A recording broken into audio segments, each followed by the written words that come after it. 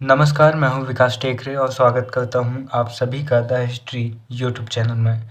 आज हम बात करेंगे पर्यटन एमए थर्ड सेमेस्टर के बारे में। इसमें एक टॉपिक आपको देखने को मिलेगा, ऐतिहासिक स्थल नचना कुठार का मंदिर। नचना कुठार का मंदिर एक प्रमुख मंदिर है। यह गुप्त शैली का मंदिर है और मध्य प्रदेश की स्थापत्य कला में इसका महत्वपूर्ण योगदान है। जब आप मध्य प्रदेश के किसी कॉलेज से या किसी यूनिवर्सिटी से एमए कर रहे होते हैं तो पर्यटन में ये टॉपिक ज़रूर आता है।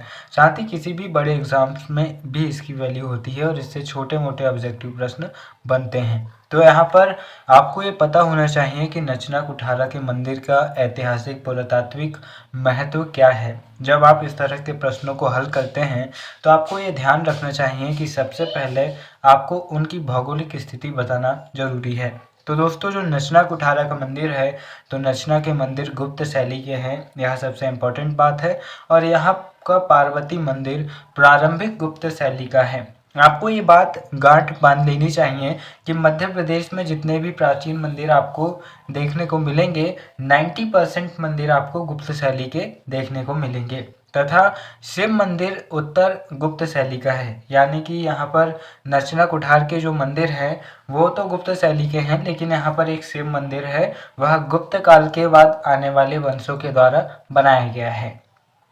नचना का मंदिर मध्य प्रदेश के नागौद में जबलपुर इटारसी रेलवे लाइन पर स्थित है।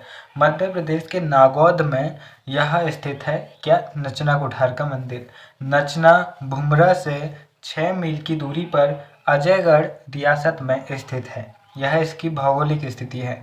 जब आप पर्यटन के बारे में कोई आंसर लिखते हैं तो सबसे पहले भौगोलिक स्थिति के बारे में बताना ज़रूरी होता है कि आप यहाँ पर कैसे पहुँचे। फिर उसके बाद आपको ये बताना होता है कि अगर आप पहुँच गए तो फिर आपको वहाँ पर देखने को क्या क्या मिलेगा।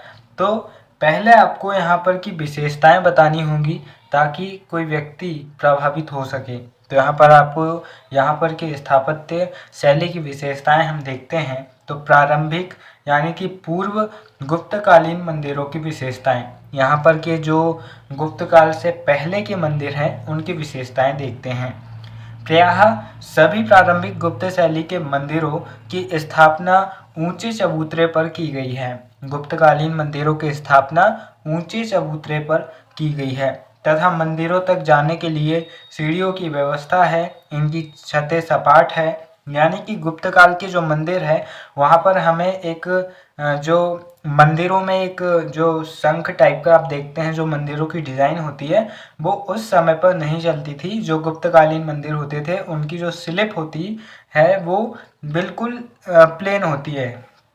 ठीक है, तो इनकी जो छतें होती हैं वह सपाट हैं और इसमें एक गर्भगृह है जिसमें देव प्रतिमा प्रतिष्ठित रहती थी तथा एक प्रवेश द्वार बना है। गर्भगृह के समक्ष स्तंभों पर आश्रित एक बरामदा है। द्वार स्तंभ पूर्ण कलश से अलंकृत है जिसमें पुष्प गुच्छ बाहर निकल रहे हैं। स्तंभों की परस्पर दूरी की योजना विशिष्ट है। संपूर्ण भवन में चतुर्दिक मेहराब बने हैं जिनमें कहीं जोड़ नहीं दिखता है। यानी कि यहाँ पर जो जोड़ है वो इतनी उत्तम कला से, इतनी उच्च कोटि से उन जोड़ों को जोड़ा गया है कि आज भी कोई देखकर पहचान नहीं सकता कि जॉइंट कहाँ पर है, कहाँ से जोड़ा गया है।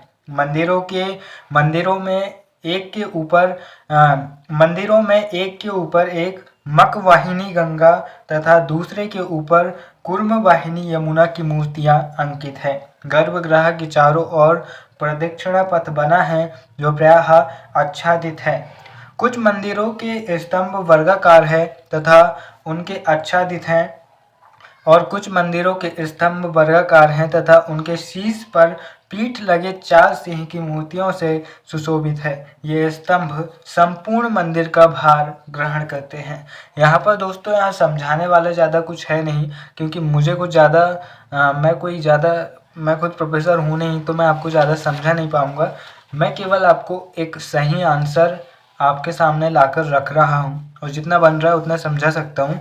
लेकिन अगर आप इस टॉपिक को, इस वीडियो को देखने के बाद में, जो नचना कुठार का मंदिर है, यूट्यूब पर बहुत से वीडियो मिल जाएंगे, एक आध वीडियो देख लेना। जब आप खुद मंदिर को देखोगे ना तो बहुत सारी चीज़ें जो आप यहाँ से पढ़कर जाओगे, मंदिर को देखने के बाद में वो चीज़ें आपको और बेहतर तरीके से याद हो जाएंगी और उन्हीं को शब्दों के रूप में लिखकर आप आंसर बना सकते हैं।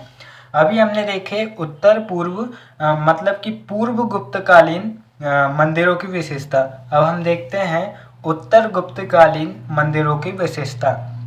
इस युग से ईंट के बने मंदिरों का निर्माण प्रारंभ हुआ, यानी कि उत्तर गुप्तकाल से ईंट के बने मंदिरों का निर्माण प्रारंभ हुआ। ये मंदिर पंचायतन योजना पर निर्मित किए गए थे। कौन सी शैली पर? पंचायतन शैली पर निर्मित किए गए थे। ये बात याद रखिएगा, जो उत्तर गुप्तकालीन मंदिर है वो पंचायतन शैली पर निर्मित किए गए। संपूर्ण मंदिर में अलंकरण की बहुलता है। इनके अतिरिक्त गुप्त शैली के मंदिरों की शीर्ष सुंदर शिखर से मंडित हैं, जो इस युग के शिल्पियों की अभिनव देन है। देवगढ़ का मंदिर इसका अनन्य उदाहरण है। फिर हम तीसरा देखते हैं। तीसरा ये है कि प्रारंभिक गुप्तकालीन मंदिर। प्रारंभिक गुप्त शैली के मंदिरों में तिगवा मंदिर, सांची का मंदिर, भूमरा मंदिर, नचना कुठार का पार्वती मंदिर तथा उदयगिरी के पर्वत को काटकर बनाए गए मंदिरों के समूह विशेष रूप से उल्लेखनीय हैं। यहाँ पर हमने पढ़े प्रारंभिक गुप्तकालीन मंदिरों के बारे में। यहाँ पर प्रश्न पूछा जा सकता है कि तिगवा का मंदिर किस काल का है, तो आपको ये बताना पड़ेगा ये प्रारंभिक गुप्त काल का है और इस तरह के ऑब्जेक्टिव आते भी हैं। फिर हम देखते हैं उत्तर गुप्तकालीन मंदिर के बारे में। तो उत्तर गुप्तकालीन कृतियों में नचना कुठार का शिव मंदिर, देवगढ़ का दशावतार मंदिर, शंकरगढ़ मंदिर, मुंडेश्वरी मंदिर, अफसरगढ़ मंदिर, राजगीर के मंदिर स्थापत्य का क्रमिक विकास प्रस्तुत करते हैं। तो यहाँ पर क्या है, यहाँ पर जो दशावतार का मंदिर काफ़ी फेमस है, तो ये उत्तर गुप्तकालीन मंदिर है। कैसा मंदिर है? उत्तर गुप्तकालीन मंदिर है। इसके बाद में हम देखते हैं नचना कुठार के मंदिर के बारे में। जो प्रमुख मंदिर है उसके बारे में और देखते हैं। तो यह भमरा मंदिर से प्रायः 6 मील की दूरी पर अजयगढ़ रियासत में स्थित है। नचना कुठार में 2 देवालय हैं। यहाँ पर 2 मंदिर हमें देखने को मिलते हैं। पहला है पार्वती मंदिर। पार्वती मंदिर गुप्तकालीन है। सौंदराजन ने इसका निर्माण काल 550 से 600 ईस्वी के बीच में करवाया था। किसने? सौंदरराजन ने पार्वती मंदिर का। फिर इसके बाद में जो शिव मंदिर है, इस मंदिर का निर्माण उत्तर गुप्त शैली में हुआ है। इस मंदिर का शीर्ष एक सुंदर शिखर से मंडित है और संभवतः शिखर के कारण ही राखलदास बनर्जी ने इसका निर्माण काल 7वीं सदी माना है। तो यहाँ पर एक महत्वपूर्ण प्रश्न बन जाता है कि उत्तर गुप्तकालीन मंदिर है शिव मंदिर नचना कुठार में और गुप्तकालीन मंदिर है पार्वती मंदिर नचना कुठार में। साथ ही नचना कुठार की स्थिति और ये किस काल का है, ये ऑब्जेक्टिव में अक्सर पूछे जाते हैं, इस बात को ध्यान रखिएगा। और साथ ही मैं आपको जाते जाते इतना ही कहूँगा कि भले ही मैं आपको अच्छे से ना समझा पाया, लेकिन मैंने आपको वो सारे फैक्ट दे दिए हैं जो आपको किसी भी एग्ज़ाम के लिए जानने ज़रूरी चाहिए। नचना कुठार के बारे में, मध्य प्रदेश के पर्यटन से जुड़े प्रश्नों के बारे में।